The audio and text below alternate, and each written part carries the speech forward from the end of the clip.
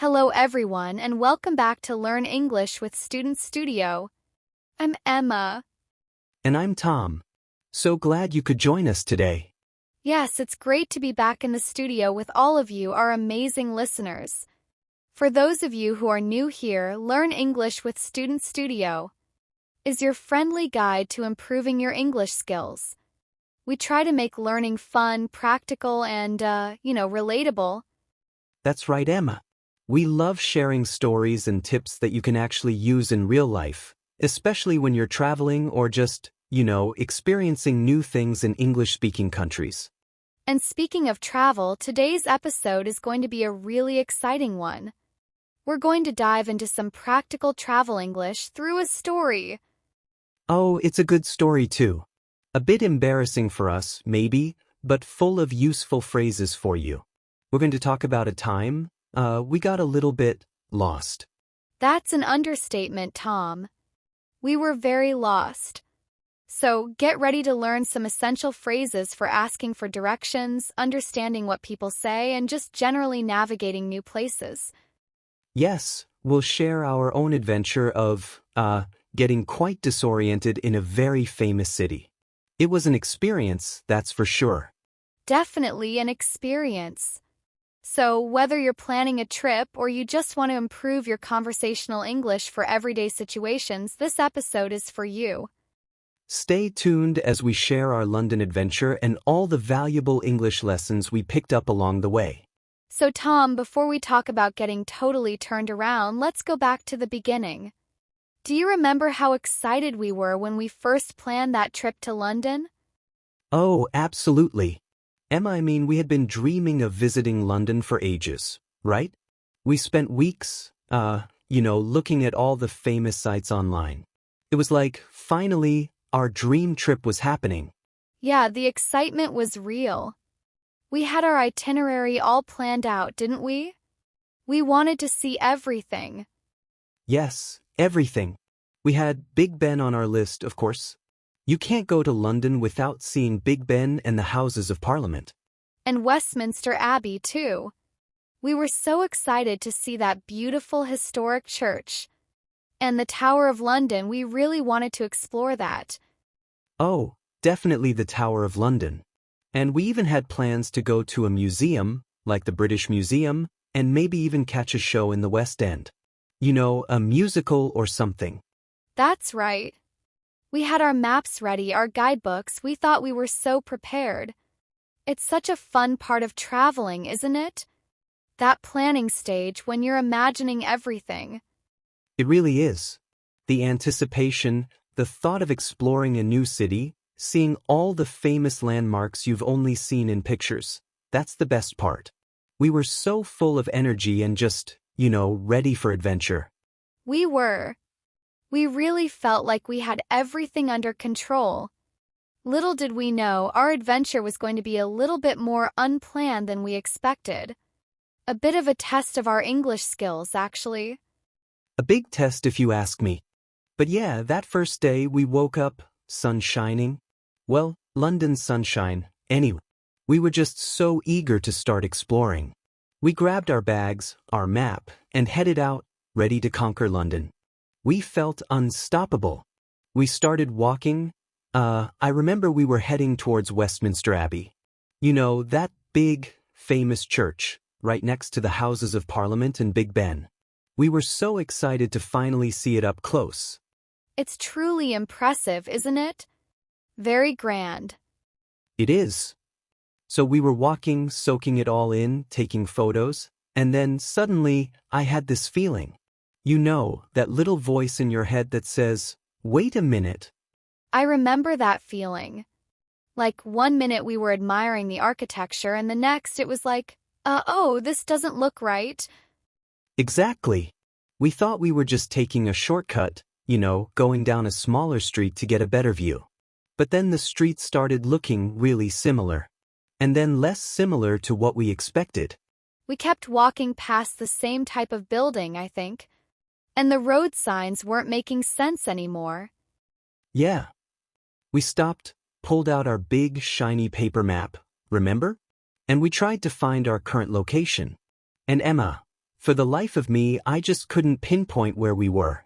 It was like the map was speaking a different language. It was so confusing. We kept turning the map around, trying to match the streets we saw with the lines on the paper. But nothing matched up.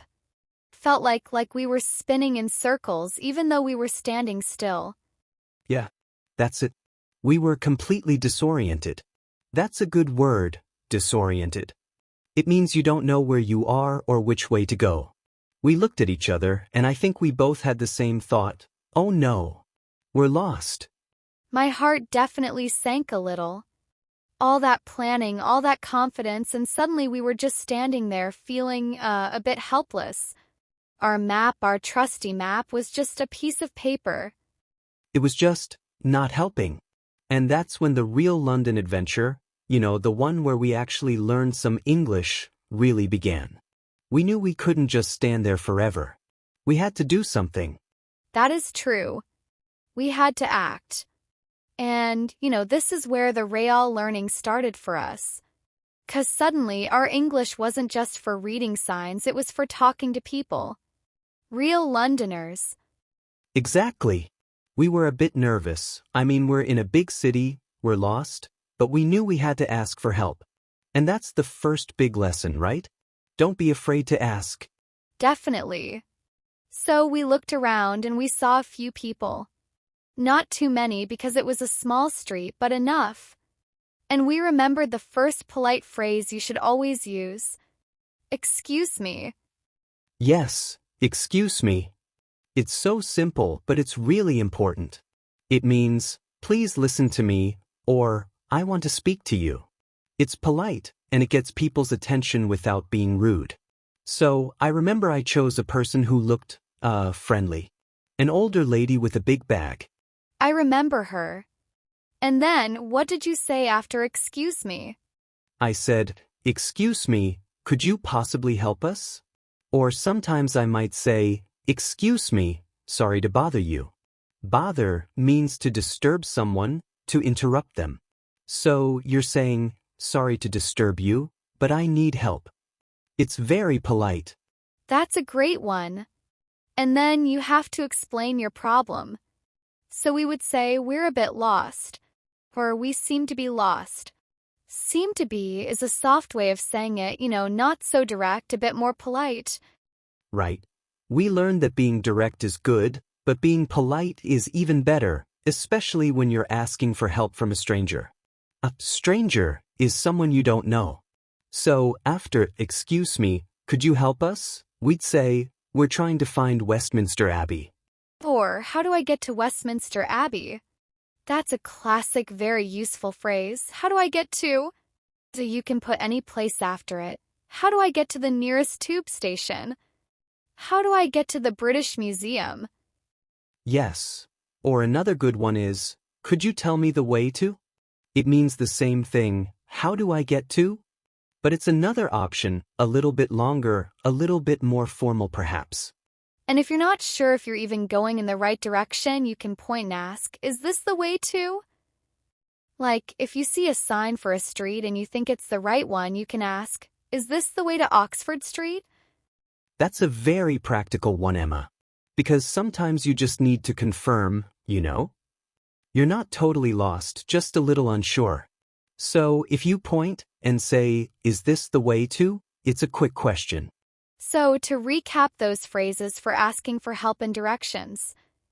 The first one is, excuse me, it is very important. And then, could you help me? Or, sorry to bother you, could you help me? And after that, you state your problem. We're a bit lost. And then your question, how do I get to? Or, could you tell me the way to? Or, is this the way to? Exactly. And we also learned the importance of just saying, thank you, clearly. Even if the person couldn't help us, or if we didn't understand everything, we always said, thank you very much. It shows you appreciate their time. That's true. Showing gratitude is universal. Even if you're struggling with the English, a clear thank you goes a long way. So this kind lady, she looked at our map and then she started giving us directions. And this, Tom, was the next challenge. Understanding what she was actually saying. Oh, absolutely, Emma. It was like a whole new language, even though it was English. People speak so quickly sometimes, don't they? And they use expressions that, we don't always learn in textbooks. Exactly. So this kind lady, she started, "Right, love, you go straight ahead, past the pub, then turn left at the corner where the big red bus stop is. It's just around the bend, you can't miss it." My head was spinning. Straight ahead? Past the pub? Around the bend? I remember thinking, what does she mean, can't miss it? I just missed Westminster Abbey. Haha. It's true. So let's break that down for our listeners. First, go straight ahead. This means don't turn right or left. Just walk forward in a straight line. Like go directly forward. Yes, straight ahead. Very common. And then, past the pub. Past means you walk by it, you leave it behind you. So, you walk beyond the pub. You don't stop at the pub unless you want a drink, of course. Good point. And then turn left at the corner. A corner is where two streets meet or where a building changes direction. So you reach that point and then you turn your body to the left. It could also be turn right at the corner. Right? And then the trickiest one for me was, it's just around the bend.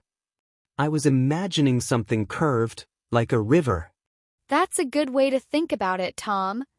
Around the bend often means it's just a short distance further, usually around a slight curve in the road or maybe just around the next corner so you can't see it yet. It means it's very close. It's not far. Yeah, it means it's close. You can't miss it means it's very easy to see, it's big or it's famous. But for us, being lost, sometimes you can miss it. So after she gave us all this information very quickly, we had to use some more phrases to make sure we understood. Because it's okay to not understand everything the first time. That's a huge lesson. Absolutely. And this is important for our listeners. Don't pretend you understand if you don't. It's better to ask again. So, what did we say?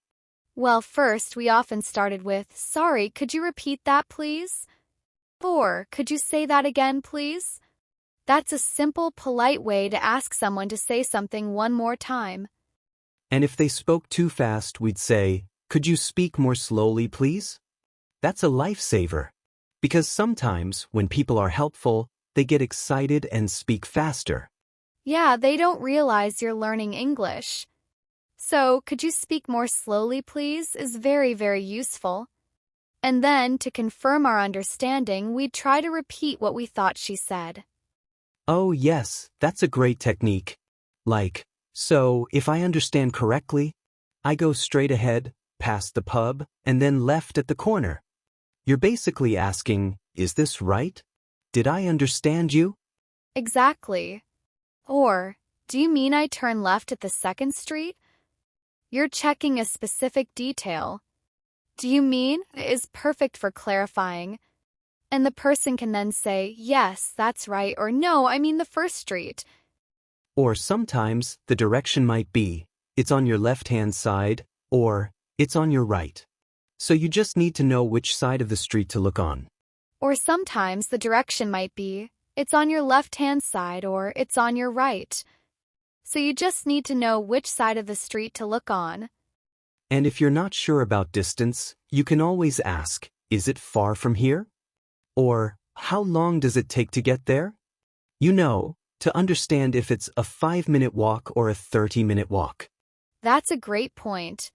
Because just around the bend can feel like a mile when you're already tired and lost. So asking "is it far" or "how long" gives you a better idea. And one time, someone said, it's about a 10-minute walk, which means it will take you about 10 minutes to walk there. So, to recap those phrases for understanding and clarifying directions, don't be afraid to ask for repetition. "Could you repeat that, please?" Or "Could you say that again?" If they're too fast, "Could you speak more slowly, please?" To confirm, "So, if I understand correctly," And then you repeat what you think they said. Or do you mean to check a specific detail? And remember to ask about distance too. Is it far from here? Or how long does it take to get there? These phrases will really help you get clear directions. And it's okay to still be a little confused even after asking. But practicing these phrases, that's how you get better. We kept trying, didn't we? Even though we were still a little lost. We did. I mean, after that last lady gave us directions, we were still, feeling a bit uncertain. But we just kept walking, trying to remember what she said. Straight ahead, past the pub. And then I remember we turned that corner, the one she mentioned, and suddenly I saw it. The London Eye. Oh, the relief. I thought I was going to cry. We had been walking for what felt like forever, and then there it was. This huge Ferris wheel, right where we wanted it to be. It was amazing. It really was. It was like a giant, beautiful sign saying, "You made it! You're here!" And it was exactly as she said, just around the bend. Yeah, it wasn't far at all once we turned the correct corner. So, even though we felt confused, those phrases, go straight ahead, turn left at the corner, around the bend, they actually worked. They did. And that's such a big lesson, isn't it? That even if you don't understand every single word, or if you feel nervous just trying to use the English you know, it can really, really help you in real situations. Definitely. I mean, we could have just given up and taken a taxi, but we pushed ourselves to keep trying. And because of that, we actually practiced our English in a real, stressful situation. And that's the best way to learn, honestly. It's not always easy, no. Sometimes it's frustrating, sometimes it's a bit scary to think, "Oh no, I'm lost." But when you succeed, the feeling is just incredible. It builds so much confidence, Emma. Before that, I might have felt shy to ask strangers for help. But after that experience, I felt like, okay, I can do this. I can communicate. And remember how we use those phrases like, "Sorry, could you repeat that?" and "Do you mean?" Those were so helpful. If we hadn't asked for clarification, we might have walked in the wrong direction for ages. Absolutely. Never be afraid to ask for repetition or clarification. It's much better than getting more lost. And most people, especially in London, are really kind and want to help. Yes, they are. I think that's another important lesson. People are generally very patient and willing to help tourists. They understand you're learning. So don't worry about making mistakes. That's key. Mistakes are part of learning. If we hadn't tried, we wouldn't have learned those phrases so deeply. They became a part of us. And that feeling when you finally get where you're going, it's not just about reaching the London Eye. It's about knowing you did it using your English skills. It's a huge sense of accomplishment. A massive sense of accomplishment. It made the London Eye even more special, didn't it? Because we worked for it. It did. So for our listeners, the big takeaway here is perseverance. Don't give up. Keep trying to use the English you know, even when it's difficult. And remember, stressful situations are actually amazing opportunities for learning. When you use English to solve a problem, it sticks in your brain much better. It did. So for our listeners, the big takeaway here is perseverance. Don't give up. Keep trying to use the English you know, even when it's difficult. And it gives you confidence for your next trip, doesn't it? Knowing you handled being lost in a big city like London. Completely. It makes you feel like, okay, if I can do that, I can probably handle ordering food in a restaurant or checking into a hotel or buying tickets. It opens up so many possibilities. Yeah, it's like a chain reaction. One successful interaction leads to more confidence, and then you want to try more. Exactly. So don't be afraid to put yourself out there. Travel is an amazing way to practice your English and gain real-world experience. And even if you get a little lost, like we did, it becomes a story, a learning experience, and sometimes even the best part of your trip. That's right. Our Lost in London story is one of our favorite travel memories now. Who knew getting lost could be so educational? Not me, but it was. So, remember those phrases we talked about? Excuse me, could you help me? How do I get to? Could you repeat that, please? Could you speak more slowly, please?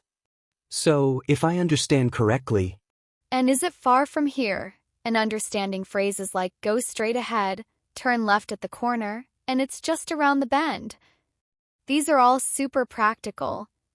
and most importantly, keep trying, even when it feels tough. You'll get there literally and figuratively. So, Emma, just to recap for our amazing listeners, what are some of the most important phrases we talked about today for when you're, a bit lost? Great question, Tom. First and foremost, when you need help, always start with, "Excuse me, could you help me?" Super polite and clear. And then the core question, "How do I get to?" followed by the place you want to go. Yes, those are essential. And when someone gives you directions, remember those phrases to understand better or ask for clarification. Like, could you repeat that, please? Or, could you speak more slowly, please? Because sometimes, native speakers can talk quite fast. Exactly. And also, so if I understand correctly, I need to. That's brilliant for confirming you've got it right. And don't forget understanding directions like go straight ahead, turn left at the corner, or it's just around the bend. These are very common. And is it far from here? Because it helps you know how much more walking you'll do, right? Absolutely. But beyond the phrases themselves, the biggest takeaway, I think, is what we learned from our own adventure. Don't be afraid to try. Even if you're nervous or make a mistake, just trying to use the English you know is the best way to learn and improve. 100%. We were a bit scared, but we kept going. And that's what builds confidence. Every time you use English in a real situation, especially a tricky one, you get stronger. It's like building a muscle. The more you use it, the stronger it gets. So don't worry about being perfect.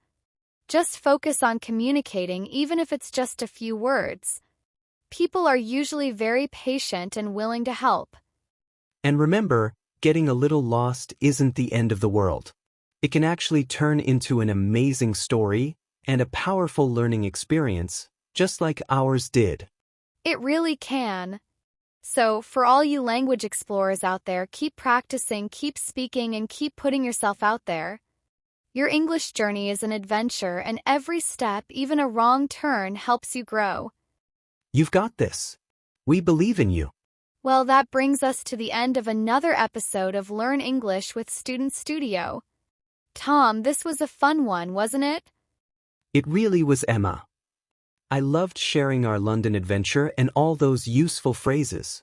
We hope you, our listeners, found it helpful for your own travel plans. We truly do. Thank you so much for tuning in and joining us on this English learning journey. Your support means the world to us.